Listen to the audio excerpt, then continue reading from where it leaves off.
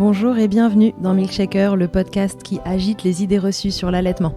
Je suis Charlotte Bergerot-Palisco, la maman d'un petit garçon de 3 ans et ostéopathe spécialisée en périnatalité. J'accompagne les femmes et les enfants à différentes étapes, dont entre autres la mise en place d'un allaitement serein, en aidant les bébés à téter correctement. Ce podcast, je l'ai imaginé pour vous offrir des témoignages variés, des expériences de familles qui ont allaité plus ou moins longtemps et avec plus ou moins de facilité. Ici, vous découvrirez l'allaitement sous toutes ses coutures. Vous pourrez aussi vous informer auprès de professionnels, tous spécialisés dans le domaine, pour vous apporter, lors d'épisodes experts, les informations les plus justes et savoir comment vous orienter en cas de difficulté. Mon objectif est simple, offrir ces informations à toute mère, famille et tout professionnel qui souhaite se renseigner sur le sujet. Que chacun puisse faire ses choix de façon éclairée et casser les idées reçues qui circulent pour vous rendre l'allaitement plus accessible, plus facile, normal, banal même, et ce, qu'importe vos envies et votre projet. Ce qui aide ces informations à se diffuser pour que le plus grand nombre puisse en bénéficier et qui permet à Milkshaker de continuer de s'agiter, c'est vous, par vos partages autour de vous, sur les réseaux, vos écoutes, mais aussi vos notes ou étoiles sur les plateformes d'écoute. Alors je vous serai très reconnaissante de prendre une minute pour soutenir ce projet. Et maintenant, place à l'épisode. Vous en rêvez, ou plutôt vous en faites des cauchemars, mais la candidose mammaire a bien pris ses quartiers dans Milkshaker. Et quand ce petit champignon a trouvé un endroit confortable, pas facile de l'en déloger. Alors il mérite de se pencher sur le sujet. C'est avec Marie-Noëlle Latta, consultante en lactation IBCLC, que je vais échanger aujourd'hui. On va reposer les bases. Qu'est-ce que c'est que cette candidose? D'où ça sort? Pourquoi ça se fixe sur les seins? Comment on la détecte? Et surtout, qu'est-ce qu'on fait pour s'en débarrasser? Elle va tout nous expliquer. Je vous souhaite une belle écoute. Bonjour Marie-Noëlle, bienvenue dans Milkshaker. Bonjour Charlotte. Marie-Noëlle, merci de venir milkshaker avec moi aujourd'hui. Tu viens milkshaker pour parler de candidose mammaire, le sujet le plus sexy qu'on ait à aborder en termes d'allaitement, je pense. Donc déjà, la première question que j'aimerais te poser, Marie-Noëlle, c'est qu'est-ce que c'est que la candidose mammaire ? Alors, qu'est-ce que c'est que la candidose mammaire ? La candidose mammaire, c'est un petit champignon qui s'appelle Candida albicans et en fait qui est présent naturellement dans notre organisme, que ça soit dans notre système digestif, au niveau de la bouche, au niveau de nos parties génitales. On en a. Dans toutes nos muqueuses. Voilà, c'est ça. Et, mais quand il y a une petite porte d'entrée ou une baisse immunitaire, la candidose fait la fête et donc elle prolifère. Ok, voilà. Très bien. Donc c'est un champignon, quoi, pour faire simple, qui se met à proliférer quand l'environnement est propice à ça. Oui, c'est ça, c'est bien ça. À quoi c'est dû, d'où ça sort que ce champignon il se mette à proliférer d'un coup? Donc en fait, il y a plusieurs raisons. Il y a plusieurs raisons pour que ça prolifère. Soit parce que la maman, elle a pris des antibiotiques pendant la grossesse ou même après. Ou qu'elle elle est sujette aux mycoses. Ça arrive souvent que lorsque les mamans sont sujettes aux mycoses, elles peuvent avoir une mycose, une candidose mammaire. Ok. Ça peut être à cause du bébé aussi. D'accord. Une candidose au niveau des fesses du bébé, on peut vite l'attraper si on change une couche. Ouais. On a mal nettoyé ses mains, on se nettoie, on se gratte le nez, et voilà, la porte d'entrée de la candidose mammaire. D'accord, ouais, on le prend, c'est un peu manuporté, quoi. Voilà. Ça passe d'un truc à l'autre assez facilement. Donc, par exemple, tu disais une prise d'antibiotiques. Pourquoi la prise d'antibiotiques, ça vient majorer le risque d'avoir un candida qui se développe? Parce que tout simplement, ça déséquilibre notre organisme. D'accord. Et donc, du coup, notre système immunitaire est un peu mis à mal. Et finalement, notre microbiote aussi. Okay. Et donc, le microbiote, il a un risque d'être un peu dans les chaussettes. Qui dit microbiote dans les chaussettes, qui dit candida risque de proliférer, donc candidose mammaire. Oui, parce que dans le microbiote, en fait, tout est une question d'équilibre, pour faire simple. Donc, on a des bactéries dans notre système digestif, on a quelques champignons, on a des très bonnes bactéries qui sont en grande quantité, et puis les mauvaises, normalement, sont en très petite quantité et n'ont pas la place si les bonnes sont présentes en fait et prennent. C'est comme si vous étiez sur un parking et qu'il y avait des bonnes bactéries sur toutes les places de parking. Bah, du coup, quand la mauvaise bactérie elle arrive, il n'y a pas de place pour elle. Voilà. Alors que si les bonnes bactéries sont pas là, que le microbiote, donc votre parking est déséquilibré, il n'y a pas assez de voitures dessus, et bah quand la mauvaise bactérie elle arrive, bam, elle se gare, et puis ses potes elles se disent ah bah cool, il y a de la place ici, et tout le monde s'installe, c'est ça ? C'est ça, c'est tout à fait ça. Ok, très bien. Bon bah voilà, donc du coup c'est souvent lié à un déséquilibre. C'est lié à un déséquilibre souvent.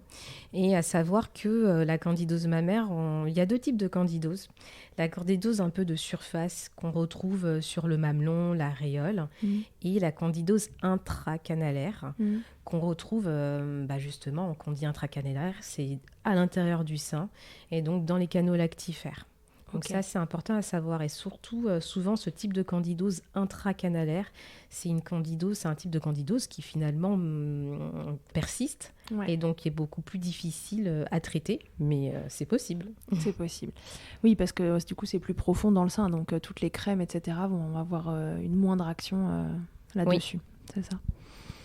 Ok, donc du coup, on y revient. Qu'est-ce qui vient favoriser l'apparition de ce candidat albicans au niveau mammaire? Est-ce qu'il y a des terrains particuliers, donc des mamans auxquelles ça arrive plus? Tu nous as parlé tout à l'heure de la grossesse et donc des mycoses qui sont là pendant la grossesse. C'est vrai que c'est un symptôme assez fréquent finalement des mamans enceintes avec des mycoses. On en retrouve régulièrement. Enfin, moi, les patientes que je vois, c'est fréquent qu'elles aient des mycoses enceintes. Donc ça, on sait que c'est déjà un petit facteur de risque.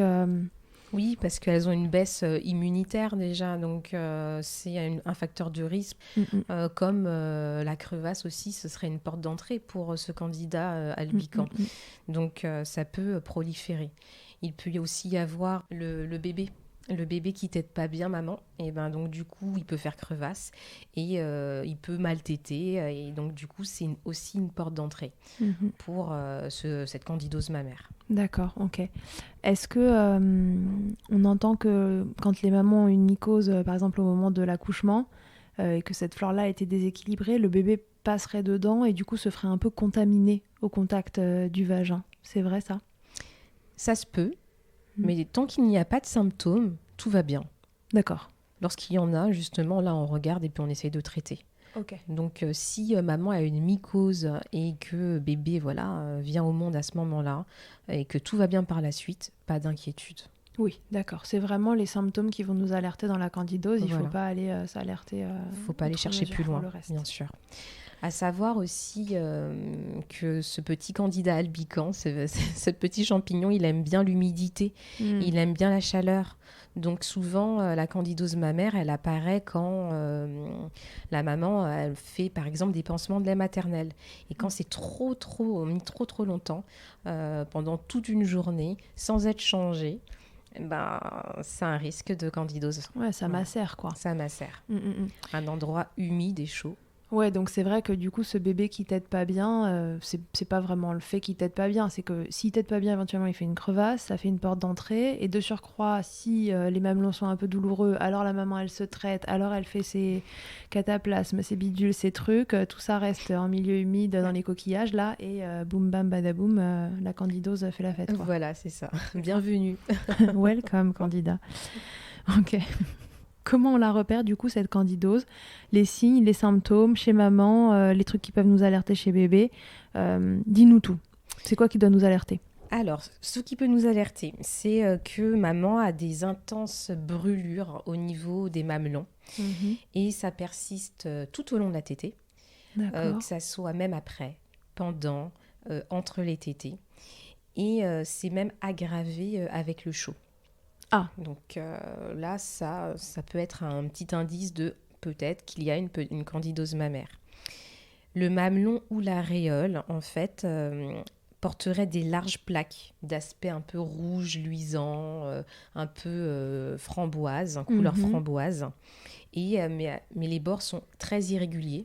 Donc ça, c'est un autre indice qui peut nous dire, peut-être que je fais une candidose mammaire. D'accord, donc ça, c'est pour la partie externe. C'est ça, de la candidose. Voilà. C'est systématique qu'il y ait ces plaques, des choses comme ça ou pas? Systématique, non, parce que parfois on peut avoir juste une candidose intracanalaire sans avoir de symptômes externes. ou parfois l'inverse, ou parfois les deux. Donc, voilà, c'est le jackpot. Ouais, ça c'est le jackpot.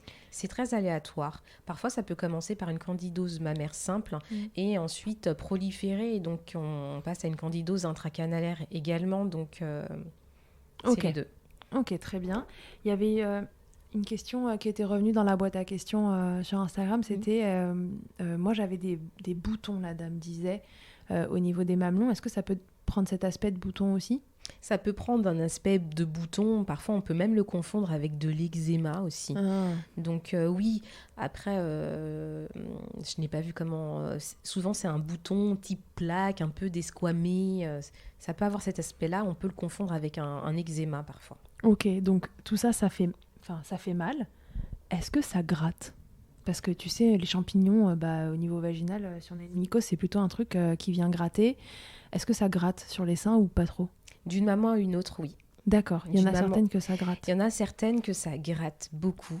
Il y en a d'autres, c'est juste, finalement, ça brûle tellement que non, l'étape de gratouille, non, c'est juste qu'on ne peut rien poser sur le sein parce que c'est trop, c'est une sensation vraiment de brûlure. Ouais, d'accord. Ok. Béné, dans l'épisode, parce que tu sais, il y a eu un épisode témoignage là juste avant. Ouais. Bénédicte, dans son épisode, elle disait que plus rien ne pouvait se poser sur son sein, quoi. Que même une serviette éponge à la sortie de la douche, c'était l'enfer. Donc ça, c'est quand même assez significatif d'une candidose ou ça peut être d'autres choses ? C'est assez significatif d'une candidose. Après, il faut quand même chercher, il faut quand même creuser, voir un peu les habitudes de cette maman, comment ça se passe l'allaitement, qu'est-ce qu'elle fait, etc. pour vraiment mettre en lien à une candidose mammaire. Ok. Ça, c'est important. Parce que parfois, on peut avoir juste une grosse crevasse et qui fait mal, qui gratte, etc. parce qu'il y a les croûtes. Et finalement, c'est pas du tout une candidose mammaire. C'est une crevasse qu'on peut traiter autrement par le positionnement de bébé. Voilà. D'accord. Donc, ok, très bien. Donc ça, c'était pour la candidose mammaire un peu externe. Donc, on nous a parlé des douleurs, de l'aspect de la peau, du mamelon. Si on passe... Il y a autre chose pour l'externe ? Non. Ça gratte éventuellement, on a dit. Si on passe à une candidose mammaire plus interne, tu dis canalaire. Oui. Quels symptômes on va retrouver dans ces cas-là ?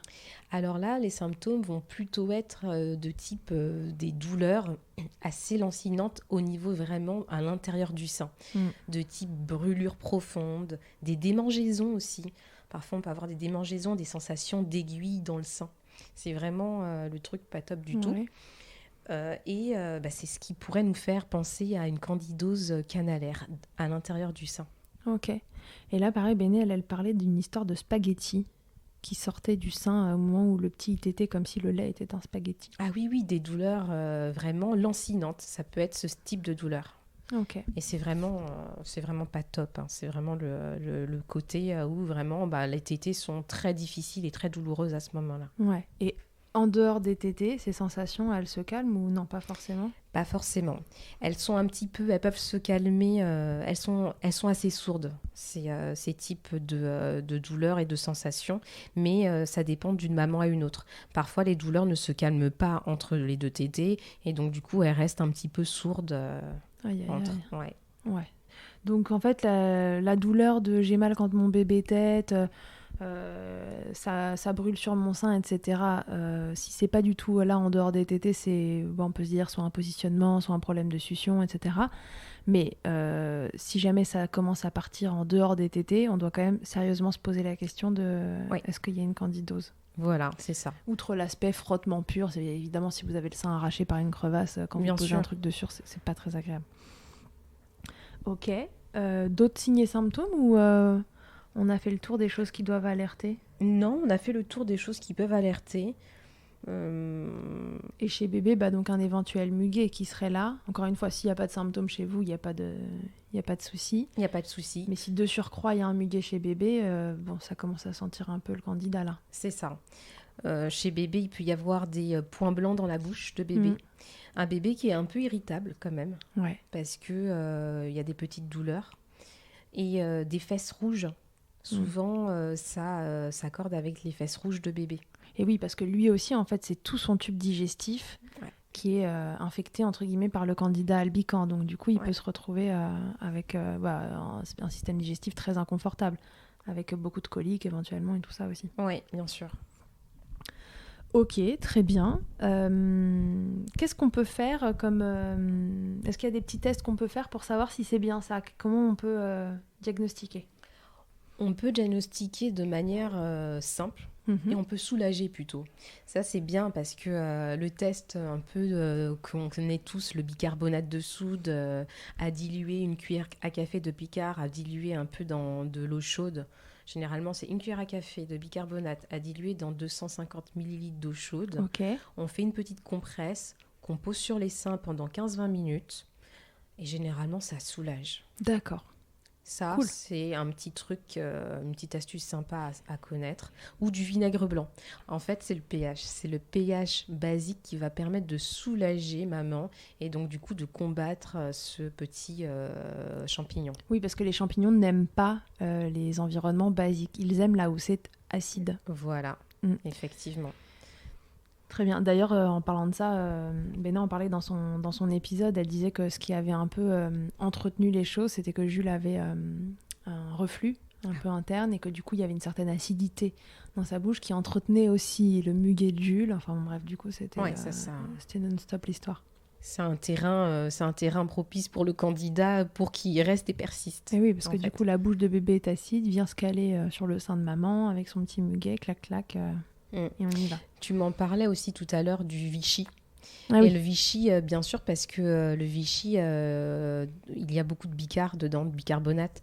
Et donc, on peut en proposer du Vichy un petit peu dans la bouche de bébé. Et ça peut aider. Ouais, l'eau Vichy Célestin, qui Oui. est basique. J'ai appris ça il y a 48 heures en consultation. C'est une maman qui m'a ramené le tips. Je dis, ah, parfait, c'est un bon tips. C'est très bien. Parce que voilà, c'est une eau basique, donc en compresse sur la langue de bébé, ça permettrait, encore une fois, pas sur un muguet très installé avec tout un tube digestif qui est pris, mais sur un démarrage de truc, ça peut être intéressant de venir rendre du basique pour que le champignon ne prolifère pas. Fête. Voilà, ne prolifère pas. Donc du coup, le bon test, c'est voilà, donc le bicarbonate dans l'eau chaude, une cuillère à café pour 100 ml. Je prends une compresse, je la mets sur mon sein et au bout de 15-20 minutes, est-ce que ça me soulage? Voilà. Et si ça soulage, on peut se dire à quasiment 100% que c'est une candidose? On peut se dire que c'est plutôt une candidose. Ça y ressemble, même si on n'a pas envie. Ouais. Ok, très bien. Il y a d'autres tests qu'on peut faire. Est-ce qu'il y a, on a parlé dans les messages privés aussi de prélèvements, etc. Est-ce que ça a un intérêt d'aller prélever sur le sein? Est-ce qu'il y a un candidat ou est-ce qu'il n'y en a pas? Ça n'a aucun intérêt. Clairement, ça n'a aucun intérêt parce que on a tous des petits, voilà, on a du candidat albicans dans notre organisme. Et donc, du coup, on ne va pas pouvoir donner ce diagnostic de candidose mammaire. C'est plutôt les symptômes qui vont nous donner cette piste de candidose mammaire. Donc, vraiment, ne vous embêtez pas à aller prélever le lait pour voir si oui ou non vous avez un candidat albican qui est dans les parages. Ok, une très bien. candidose, une mycose. Donc le test au bicarbonate, ça se fait facilement à la maison. On a tous du bicarbonate pour nettoyer nos casseroles et nos poêles et voilà. Ok, très bien. Donc maintenant, j'ai l'air d'avoir une candidose mammaire. C'est la loose, mais c'est pas grave, on va s'en sortir.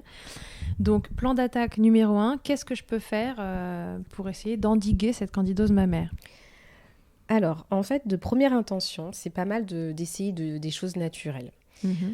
C'est pas mal d'essayer des choses naturelles et c'est pas mal de s'entourer de professionnels adaptés. Donc, que ça soit une consultante en lactation, que ça soit son naturopathe, sa naturopathe, que ça soit son médecin, il faut vraiment s'entourer de professionnels qui connaissent la candidose mammaire et qui peut la traiter correctement ou vous accompagner correctement en prenant en compte en fait, l'habitude de vie de maman, l'habitude de vie des tétés, etc., comment ça se passe.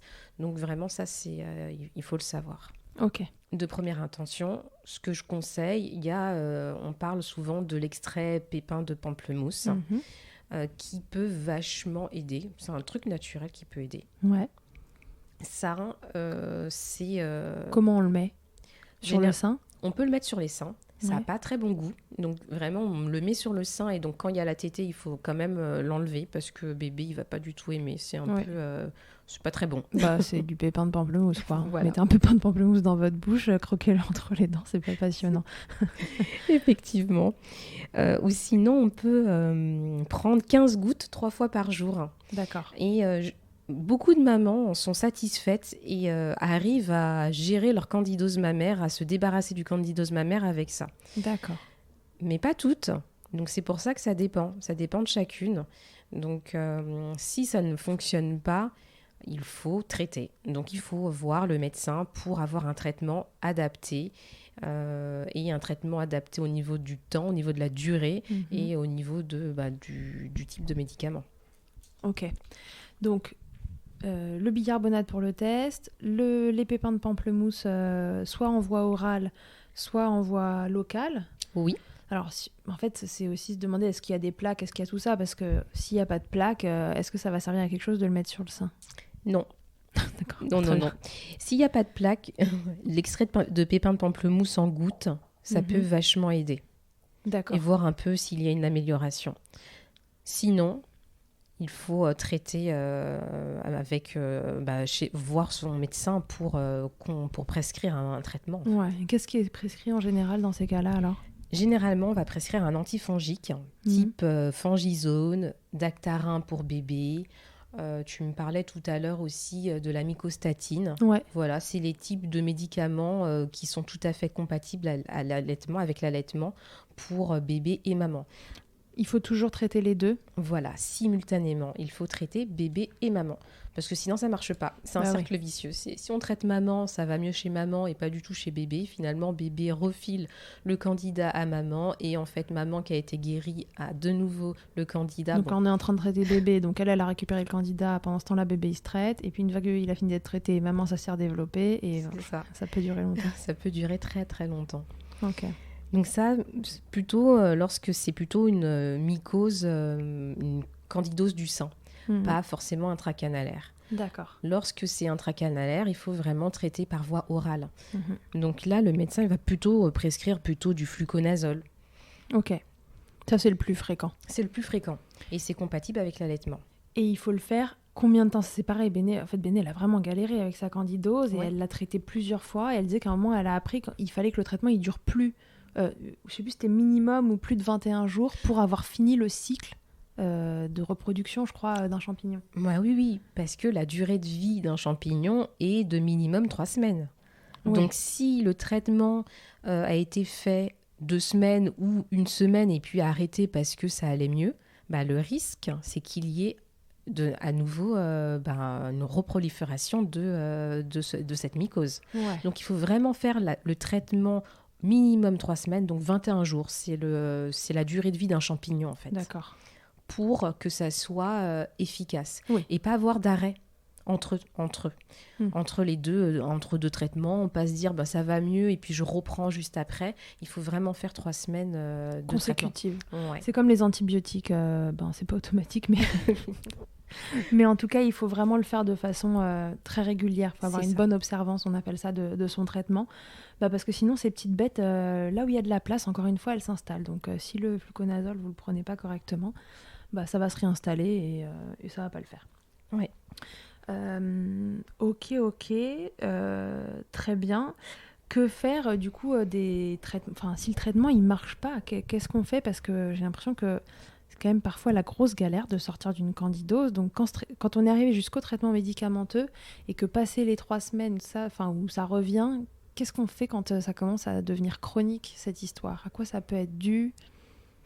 En fait, il faut savoir qu'on a parlé tout à l'heure du candida, que c'était qu'on avait le microbiote un peu dans les chaussettes, que nos systèmes immunitaires, il était un petit peu défaillant à ce moment-là parce qu'on a une prolifération de ce champignon.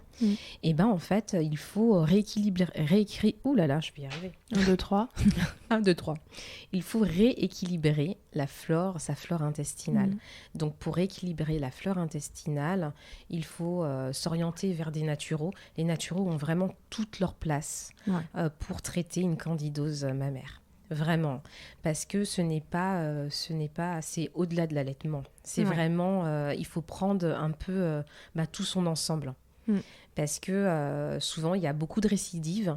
Et si on ne traite pas sa flore intestinale, son microbiote, et du coup, on n'arrivera pas à tout rééquilibrer. Et ça va être compliqué pour se soigner et pour pas que ça récidive. Ouais, en fait, on est un petit peu déséquilibré de l'intérieur. Et peu importe ce qu'on fera localement au niveau du sein, ça ne suffira pas. Ouais. C'est ça ? Bien sûr. Et c'est là qu'après, on passe au niveau médicamenteux pur sur des médicaments qui sont plus compatibles avec l'allaitement. Quand on veut traiter au niveau médicamenteux une grosse dysbiose intestinale, c'est des traitements qui ne sont pas trop compatibles avec l'allaitement. Donc, mieux vaut se tourner, si on a envie de continuer son allaitement en tout cas, vers la naturopathie et comment équilibrer l'alimentation, éventuellement avoir quelques compléments alimentaires adaptés à l'allaitement pour rééquilibrer la flore et que le traitement, parce qu'il y a de traitements quand même, fluconazole ou autre, pour endiguer le candida, mais que ça tienne en fait, que ça soit durable. Donc c'est pas mal d'avoir le traitement médicamenteux, mais aussi voir son naturopathe pour un peu rééquilibrer sa flore, même s'il n'y a pas de récidive. Vaut mieux prévenir que guérir. Ouais. Donc d'emblée, il faut les deux. Ouais, donc quand vous sentez que ça part un peu en cacahuète, franchement, c'est quand même une bonne idée d'aller checker comment vous êtes au niveau intestinal et de réguler tout ça. Ouais. Ok, très bien. On a eu une question qui nous disait est-ce que ça peut rester plusieurs années ? Peut-être une question de quelqu'un un petit peu désespéré, je crois. Non, non. Non, c'est pour ça qu'il faut chercher plus loin, pour savoir, j'ai été traitée par... Non, oui, du coup, ça peut rester sur plusieurs années, tu veux dire. Ah oui, bien sûr, ça peut, mais ça doit pas. Ah oui, ça ne doit pas.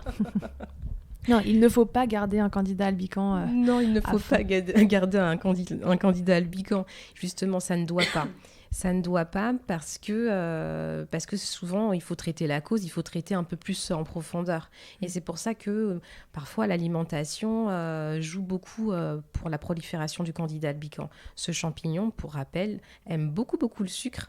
Donc, quand on mange beaucoup sucré, parfois, il y a un terrain propice à cette mycose du sein. Ouais. Oui, donc déjà, un des grands trucs, c'est que voilà, si vous arrive un truc comme ça, fini les chocs à pic, on arrête les Kinder Bueno, Pas tout totalement, mais peut-être réduire. Voilà, tous les sucres raffinés pour arrêter de donner à manger aux champignons, quoi. C'est ça. Ok. Et puis ça, après, ce sera le boulot d'une naturopathe. Vraiment, c'est des gens qui sont hyper calés dans le domaine et qui savent comment rééquilibrer votre assiette pour vraiment... enlever tout ce qui nourrit ce champignon et s'il a pu à manger à un moment, il crève, hein, tout simplement. Il disparaît. Voilà. Il disparaît et puis nous, en tant que maman, on est en pleine forme et puis on essaie de rééquilibrer tout ça pour justement qu'il ne réapparaisse plus. Ouais, on rééquilibre tout.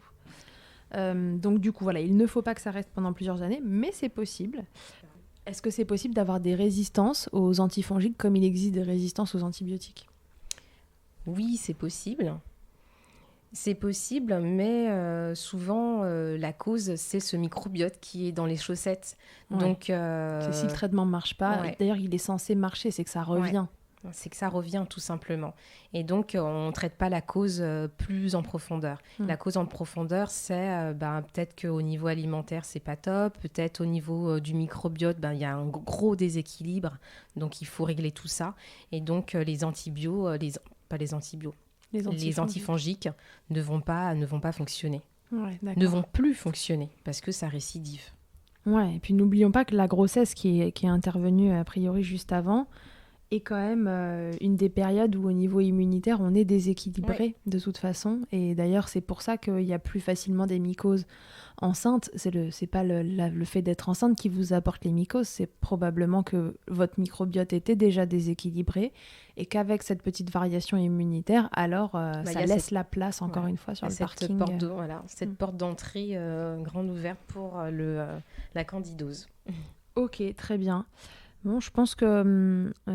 qu'est-ce que t'en dis ? Est-ce qu'on a répondu aux grandes questions qu'on voulait se poser ? Oui. Je voulais également dire pour le bébé. Pour le bébé, à savoir que le lait a beaucoup de propriétés fongistatiques. Donc, ça va l'aider aussi à votre bébé de le continuer à l'allaiter. de continuer à lui proposer le sein. D'accord. Parce que s'il a du muguet dans la bouche, les propriétés de votre lait vont l'aider grandement. Ouais, d'accord. Donc, il faut vous traiter vous et c'est le meilleur moyen de traiter bébé aussi, qui probablement a un microbiote déséquilibré si vous en avez un, c'est ça? Oui. On a oublié quelque chose. Prévention. La prévention lorsqu'on a une candidose mammaire pour les bébés. Mais oui, bien sûr. Ouais. Et le truc un peu trop relou, je pense que Bénédicte, c'est ça, je pense qu'elle a dû galérer par rapport au lavage les draps. Mais oui, bien sûr, elle en parle, que son mec faisait tout, heureusement. Ça, c'est des choses qu'on dit et redit, mais finalement, c'est très important. Tout ce qui a été en contact avec la bouche de bébé, avec les seins de maman, en fait, il faut les laver, il faut les stériliser, que ça soit les draps, qu'il faut laver à outrance un peu, les serviettes, les coussinets jetables ou lavables, changer à chaque fois, les jouets de bébé à laver, à nettoyer régulièrement. Je crois qu'il y a même des gens qui disent d'éviter les lavables, non ? Oui, mais c'est-à-dire que si tu prends un lavable et tu dis c'est lavable, je le réutilise pour une prochaine fois, je remets le coussinet, c'est pas grave, et il y a eu quelques gouttes dessus, c'est pas grave, du coup finalement non. Il faut le lavable, il y a des gouttes dessus, hop, on change directement. Et on le lave bien à 60 degrés, il n'y a pas de souci en fait. D'accord, ok. Donc on peut mettre du lavable si on est vraiment éco-responsable et qu'on ne veut pas utiliser des coussinets jetables. C'est possible, mais il faut vraiment les changer tout le temps. Pas quotidiennement, mais à chaque tétée, à chaque fois qu'il y a un peu de lait qui perle sur le coussinet en fait. Ouais, le plus souvent possible pour pas que ça macère. Ouais. On s'est tout dit ? Oui. Ok, très bien. Bon, super. Merci beaucoup Marie-Noëlle pour toutes ces informations. A priori, on a fait le tour de ce qu'on pouvait vous dire sur les signes, symptômes, les premiers traitements, etc. Vous l'aurez compris, tout ça nous mène beaucoup à cette histoire de microbiote qui est très importante pour la candidose mammaire et pour tant d'autres sujets. Et donc, ça va être intéressant d'en parler avec une naturopathe. Je me charge d'en interviewer une d'ici peu pour vous renseigner sur comment rééquilibrer votre microbiote, comment ne pas donner à manger à ce champignon qui vous embête et le tuer au plus vite. Et voilà, ce sera un épisode super intéressant aussi, et ce sera au-delà de l'allaitement parce que vraiment les dysbioses intestinales sont quand même un grand fléau globalement. Donc voilà, hâte de faire cet épisode aussi. Merci beaucoup Marie-Noëlle. Merci à toi Charlotte. Et puis à très vite. Pour ceux qui ne connaissaient pas encore Marie-Noëlle, elle est consultante en lactation IBCLC, comme toutes les personnes que j'interroge comme ça, souvent pour les épisodes experts. Ouais. Et elle travaille avec nous au centre IG4U à Suresnes. J'ai rejoint l'équipe, voilà. Donc super. Elle a rejoint l'équipe il n'y a pas longtemps, donc si jamais vous êtes dans le coin et que vous avez besoin, il y a toujours Catherine Fontenelle qui est avec nous. Et maintenant on a Marie-Noëlle aussi. Je vous dis à tous et à toutes, à très bientôt dans Milkshaker. Au revoir. Que ce soit votre première écoute ou que Milkshaker vous accompagne régulièrement, merci beaucoup d'avoir écouté cet épisode. Si vous aimez ce podcast, je vous rappelle que vous pouvez donc le noter, vous abonner sur votre plateforme d'écoute et on peut se retrouver sur les réseaux @milkshakerpodcast pour échanger ensemble. Vous pouvez aussi retrouver tous les épisodes sur mon site internet charlotte-bergerot.fr et si vous me cherchez en tant qu'ostéopathe, pour vous ou pour votre bébé, vous pouvez me retrouver à Suresnes dans les Hauts-de-Seine au centre IG4U que j'ai créé en 2020. Vous y trouverez aussi une équipe de thérapeutes spécialisés dans la prise en charge de la femme et de l'enfant. Pour plus d'infos, rendez-vous sur le site IG4U, IG ça s'écrit YGY, et sur Doctolib pour la prise de rendez-vous. On se quitte en musique avec Emma et son titre Blinded, écrit et composé en collaboration avec Nemen. Je vous dis à très vite pour un nouvel épisode, et d'ici là, n'oubliez pas, prenez soin de vous, milkshakez autant que vous le voudrez, et bousculons ensemble les idées reçues sur l'allaitement maternel.